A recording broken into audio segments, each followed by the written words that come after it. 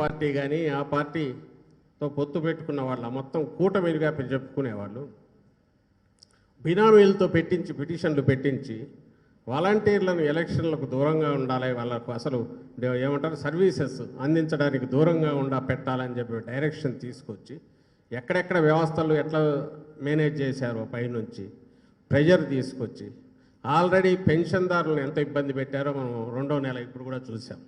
Last month ఈ month Chandrababu Naidu పెట్టలేకపోయాడు, అది ధైర్యం జాల్లా, ఎందుకంటే ప్రజలు చీ కొడతారని తన బినామీతో పెట్టించి ఆయనే పెట్టాడా అందరికీ తెలుసు.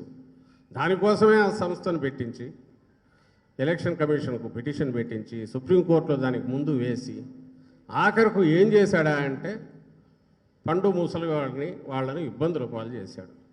అంటే తాను వస్తే ఎట్లుంటుంది 14-19 మధ్య ఎండల్లో వాననక ఎండనక రోజు తరబడి వెయిట్ చేసి పంచాయతీ ఆఫీసుల చుట్టూ మండల ఆఫీసుల చుట్టూ తిరగాల్సిన పరిస్థితి ఏదైతే ఉందో అవ్వాతాతలకు, అది మళ్ళీ ఎన్నికలు అయిపోకముందే చూపించాడు. ఇదిగో నేను వస్తే ఇట్లుంటుంది, రాబోయే రోజులు నాకు మీరు ఓటేస్తే ఇంతటి సుఖం మీకు ఇస్తాను అని చెప్పి చూపించాడు. ఆయనకు ఎందులో అయితే ఆనందం ఉందో, ఎందుకు వేధిస్తాడో తెలియదు కానీ పేదలను వేధించడం అంటే చాలా సరదా ఆయనకు.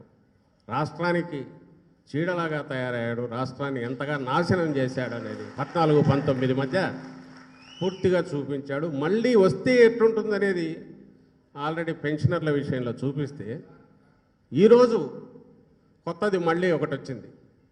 సాయంత్రమే మన ముఖ్యమంత్రి గారు కూడా ప్రస్తావించారు సభలో. మనకు రావాల్సిన పథకాలు రెగ్యులర్ ఇస్తున్నవి, చేయూత, ఆసరా సౌకర్యమైంది, ఇంకా కొంచెం ఉంది, ఇన్పుట్ సబ్సిడీ రైతులకు సంబంధించింది, విద్యార్థులకు సంబంధించింది రెగ్యులర్గా ఇస్తున్నది విద్యా దీవెన,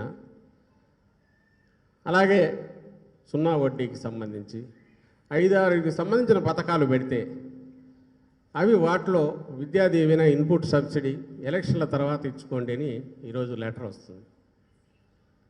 ఇది ఎట్లా జరిగింది? పక్కన తెలంగాణలో వడగళ్ళ వానలకు సంబంధించిందండి, అమౌంట్ కొంచెమే, కానీ రైతులది అది రిలీజ్ చేశారు.